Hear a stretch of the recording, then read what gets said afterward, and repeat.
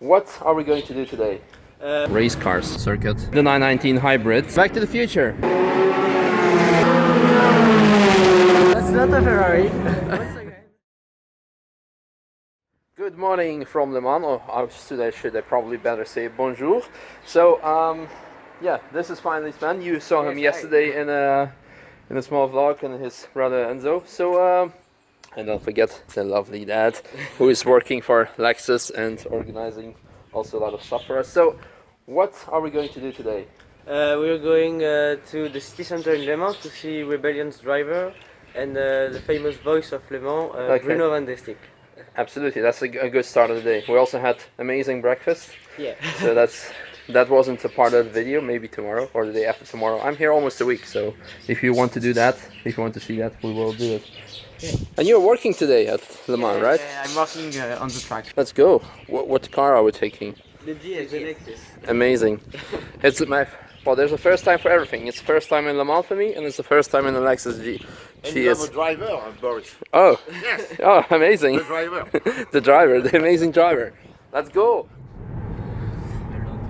A lot of traffic jam. This is the old car of Rebellion race. So you can see the whole city of Le Mans is in the grasp of Le Mans. So even the shopping malls have, well, race cars. You have Nico Frost and Nick Enfield. So in 5 minutes there'll be a signing session, and there they are. Nick Enfield, Nelson, and Adam.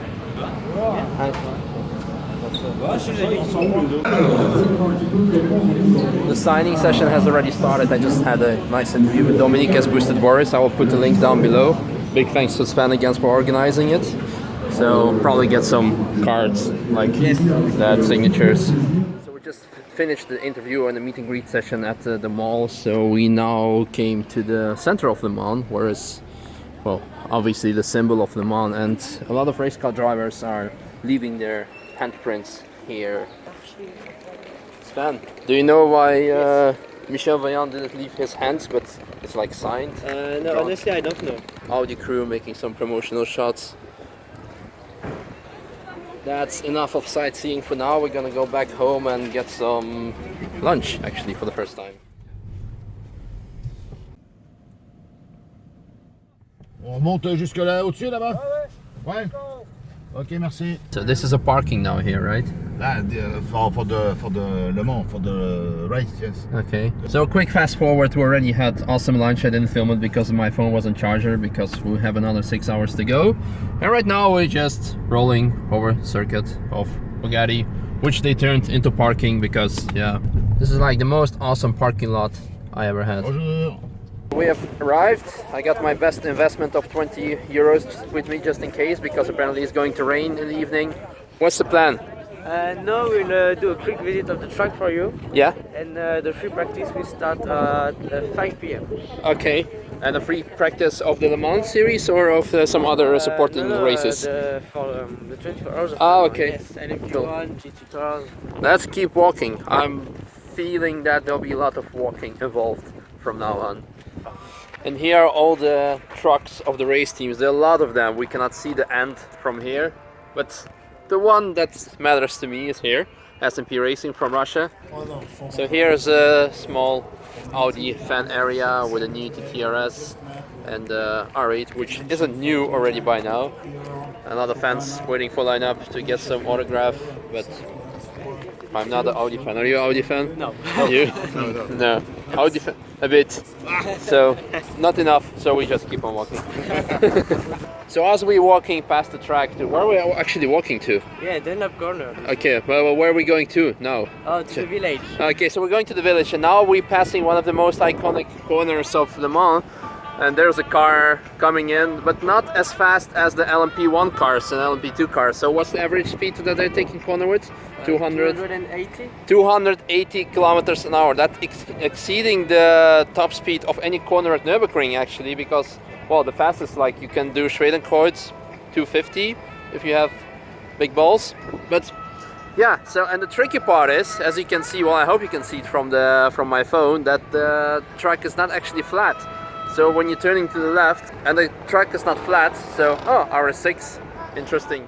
And now the fourth fan area, and what's fourth paddock without the Mustang, and now the RS that they have been spamming a lot this year, and for good reasons. It's a good car. Probably the most least expected brand here at Le Mans is Tesla. They're everywhere now, and it's actually the first time I see the Model X. It's quite big, and again with huge screen inside. We're now at the Michelin stand, and we have the Porsche GT4 Club Sport, something I really don't want to see anymore after, well, I've seen a lot of them at the Nürburgring, but there is another car by Porsche here, the 919 Hybrid, and not this particular car, but another car on the number 17, if I'm correct, has won last year. So it's quite cool to see it here, but unfortunately it's not the one that has actually won. But nevertheless, very excited to see what Porsche is going to do this year on a set of Michelin tires, of course. So yeah, another stand of Audi, which is slightly more impressive than those road legal cars. Fun remark about this: you can see the number one Nürburgring 24-hour race, and yes, indeed, they have won last year, but this year, no comments. So, but it's a nice way to fool the crowd. And then again, I must give them credit for dominating Le Mans for the past decades, and now last year Porsche won. So really excited to see. I'm pretty sure they want to, well, to retake their title this year. So it's going to be a very interesting year. And we're now at Corvette, and Enzo told me a fun story, because this, unlike other cars, like for example the Audi that we saw there, and the other cars that have no engine and just purely show cars, this is actually a race car, which will indeed be standing here for most of the time. But in case one of the two or both of the Corvettes will be crashing during the Le Mans 24-hour race this weekend, they will take this car and compete with it, which is quite fun and hardcore if you ask me, and quite cool. And actually this car, well, not this particular car, I believe, was competing last year in the GT Pro class, I believe, if I'm saying that correct. But it had won from all the Ferraris and everything. Only one car against many Ferraris, and Porsches, which is quite cool. And like many other car events in the world today, Army is using Le Mans to demonstrate how awesome it is, and, well, to get some new conscripts. I'm not a total fan of that. It's cool to climb in those vehicles they have, and so on, but yeah, the reality is far from being that awesome every day, so it's kind of propaganda if you ask me. Green light, so green light. The first time that we will see the cars coming in, and you can hear them already. Yes, I'm staying with an umbrella, which is working as a parasol right now, so because I don't want to get burnt in the week that I'll be spending here.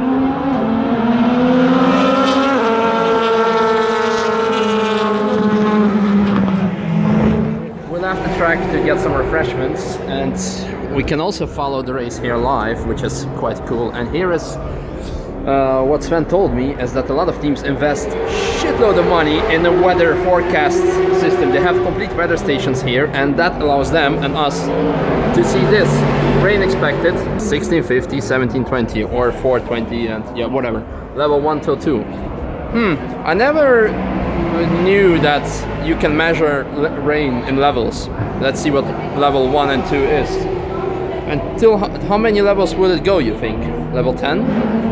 Oh, and by the way, bro, Vitaly Petrov. So we'll have the hospitality area. We're gonna try to go into the paddock. And just one thing I want to mention, this area over here, right now it's Wednesday, so, but on a Friday, it will be impossible to walk here according to my dear hosts.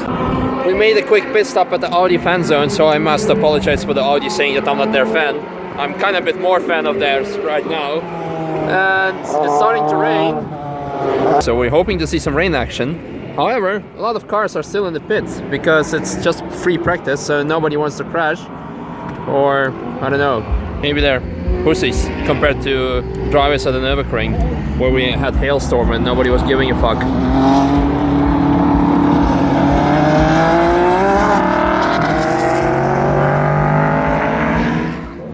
Still not in the paddock area. We made a quick pit stop at the Toyota stand, where we can see the new facelifted GT86, and it's hard to spot the differences between the previous one and I can tell because we used to have 4, we have now 2.5 of those.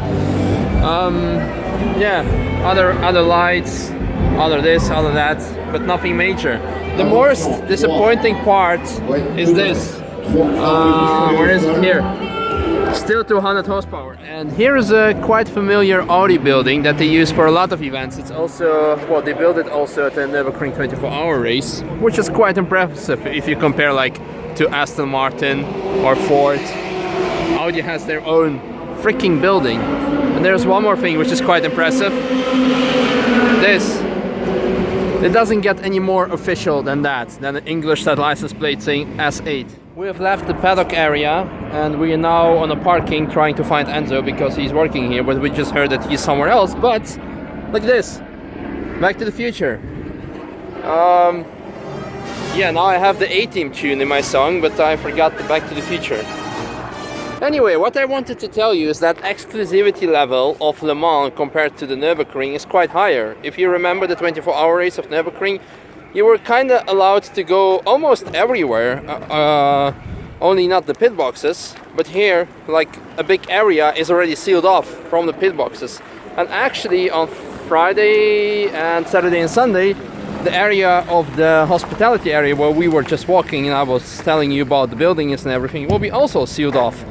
So yeah, pretty exclusive party for capitalists, I would say. You have something to add? No. So I'm right. Hello. Hi. You got some nice cars here? Not really. Maybe a Panamera, but that's all. You have the keys to that? No. Okay, let's go.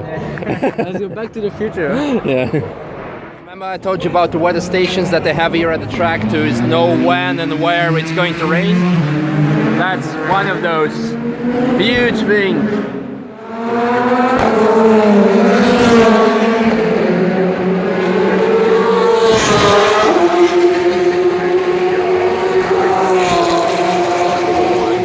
And now we have changed, well, our location. We were over there somewhere. We walked underneath the track so we can see. And more importantly, hear the cars.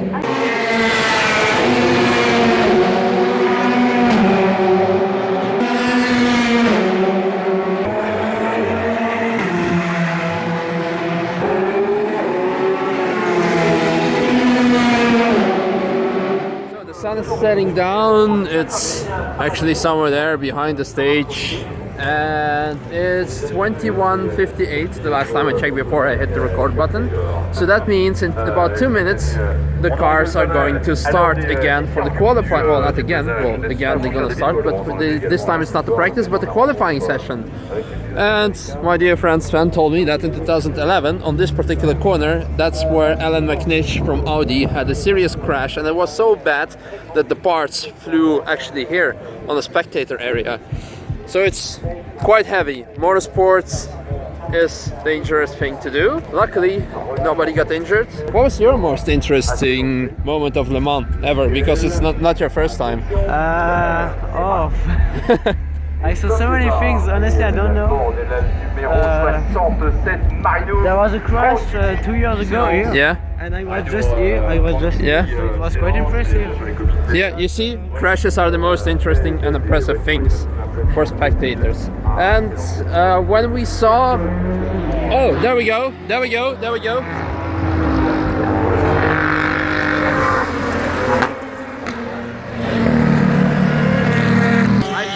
Be impossible to hear me right now, but what I wanted to tell you before the car started running about the crashes and the audience, when there were some some cars spinning out before in front of the audience, everyone went wild. So basically that's why NASCAR is so popular, because cars crash and people come for the show to see the gladiators.